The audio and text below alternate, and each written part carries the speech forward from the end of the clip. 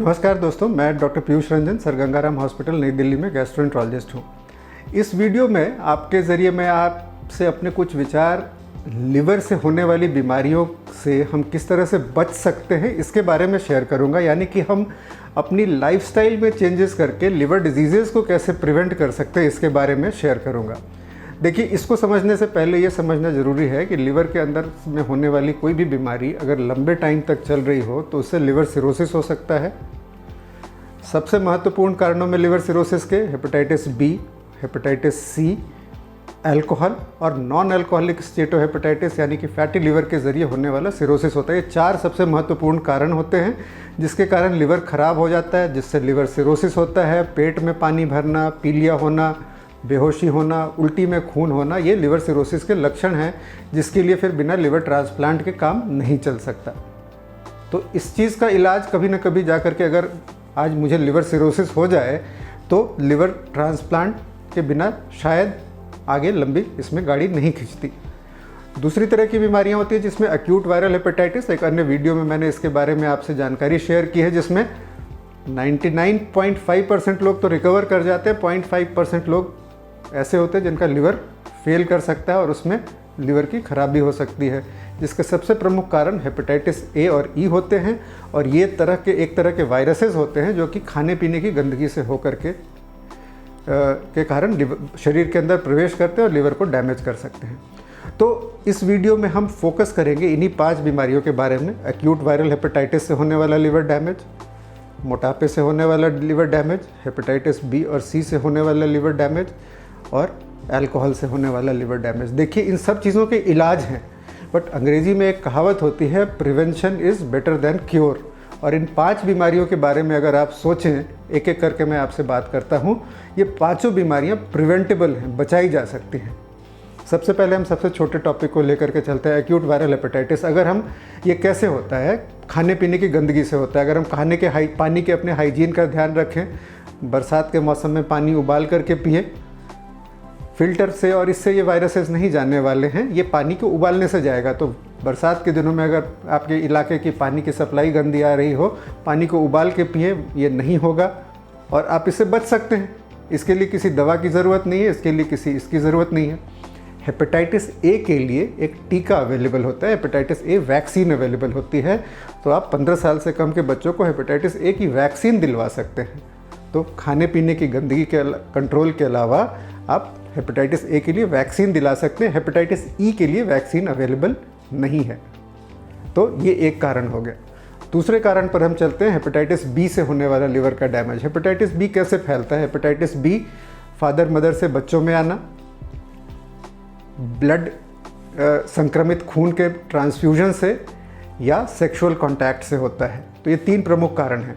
अगर हम father mother से बच्चों के बारे में देखें तो आज हमारी सरकार ने हमारे देश में कंपलसरी किया है कि हर प्रेग्नेंट औरत का हेपेटाइटिस बी का ट्रीटमेंट होता है, और जिसको हेपेटाइटिस बी हो, बच्चे में उसका ट्रांसमिशन रोकने के लिए जन्म के समय में टीका लगाना, प्लस एक हेपेटाइटिस बी इम्यूनोग्लोबुलिन होता है। और इन 2 चीज़ों के कारण लगभग 95% चांस है कि मदर से ये बच्चे में नहीं जाएगा। तो ये प्रिवेंशन है, ये इलाज नहीं है, प्रिवेंशन है।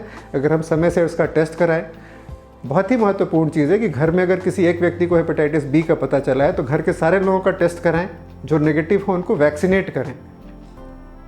तो ये बचाव है। उसके अलावा सबसे महत्वपूर्ण चीज़ है, हेपेटाइटिस बी की वैक्सीन हमारे देश के लिए नहीं, दुनिया के लिए एक गेम चेंजर है, जिससे काफ़ी सारे देशों में हेपेटाइटिस बी से, ताइवान, चाइना, जिसमें काफ़ी हाई प्रिवेलेंस था हेपेटाइटिस बी से होने वाले कैंसर का, वो काफ़ी ज़्यादा कम हो गया है। ब्लड से चूँकि ये फैलता है तो ब्लड बैंक अपनी हम अगर मजबूत करें, अभी से 10-15 साल पहले ये काफ़ी कॉमन था कि लोग कमर्शियल ब्लड डोनर से ब्लड लेते थे। काफ़ी सारे कानून और इसके बाद ये ब्लड डोनेशन, चूँकि वॉलंटरी ब्लड डोनेशन के कारण ये संख्या काफ़ी कम होती जा रही है। ब्लड बैंक जब भी आप ब्लड देते हैं उसकी टेस्ट करता है, अगर हेपेटाइटिस बी है तो उस ब्लड को डिस्कार्ड कर देता है। तो इसके ज़रिए बचाव हो सकता है। और वैक्सीन, हमारे देश में यूनिवर्सल वैक्सीनेशन प्रोग्राम के तहत हेपेटाइटिस बी वैक्सीन जन्म के समय मिलता है। अगर आपके बच्चे को आप ज़रूर इंश्योर करें कि मिला हो, नहीं मिला हो तो आप अडल्टहुड में भी ले सकते हैं। तो हेपेटाइटिस बी के वैक्सीन से ये बचा जा सकता है। और सेफ़ सेक्सुअल प्रैक्टिसेस ये बहुत ज़रूरी है। HIV के कंटेक्स्ट में देखें, बैरियर कॉन्ट्रासेप्शन यानी कि कॉन्डोम इस्तेमाल करना, तो ये चीज़ें हेपेटाइटिस बी से बचाव के बारे में है सारी। सिमिलरली हेपेटाइटिस सी वायरस जैसे हेपेटाइटिस बी के लिए वैक्सीन है, हेपेटाइटिस सी के लिए वैक्सीन नहीं है। दोनों वायरस एक ही तरीके से लगभग फैलते हैं। अगर हम HIV को ले लें तो हेपेटाइटिस बी, सी और HIV लगभग एक ही तरीके से फैलते हैं, थोड़ा थोड़ा इसमें फ़र्क होता है। हेपेटाइटिस सी का भी बचाव सिमिलर, वैक्सीन के अभाव में हम इसके लिए safe blood bank practices, voluntary blood donation को आप बढ़ावा दें, आप खुद खून डोनेट करें, और खून कभी लेना हो तो किसी अनरेगुलेटेड ब्लड बैंक से ये ब्लड ना लें, और सेक्सुअल प्रैक्टिसेस ये करें। हेपेटाइटिस सी के बारे में और एक विशेष बात है कि ये नीडल शेयरिंग से होता है। गांव में और छोटे शहरों में ये प्रथा थी पहले कि एक ही नीडल से 10 व्यक्तियों को इंजेक्शन लगा दिया जाए, और एक संक्रमित हो तो बाकी लोग भी खतरे में हैं। नाई की दुकान पर एक ही ब्लेड से 10 लोगों की शेव बनी, अगर किसी एक को है और कट से वो ब्लड आ गया तो और लोगों को फैल सकता है। तो ये सारी चीज़ें, disposable razors, disposable syringes, tattoo बनवाना यानी कि जो गोदने की प्रथा होती है, ये काफ़ी ज़्यादा है। तो टैटू का नीडल भी हेपेटाइटिस सी के फैलने का एक कारण बन सकता है। तो इन सारी प्रैक्टिसेस में हमें ये करना है। तो हेपेटाइटिस बी और सी से इस तरह से बचा जा सकता है। अब हम आते हैं दो, इनमें आखिरी जो है अल्कोहलिक फैटी लिवर डिजीज़ और non alcoholic fatty liver disease. तो ये तो सेल्फ एक्सप्लेनेटरी है। अल्कोहलिक लिवर डिजीज़ से बचने का तरीका होता है कि हम एक्सेसिव अल्कोहल ना कंज्यूम करें।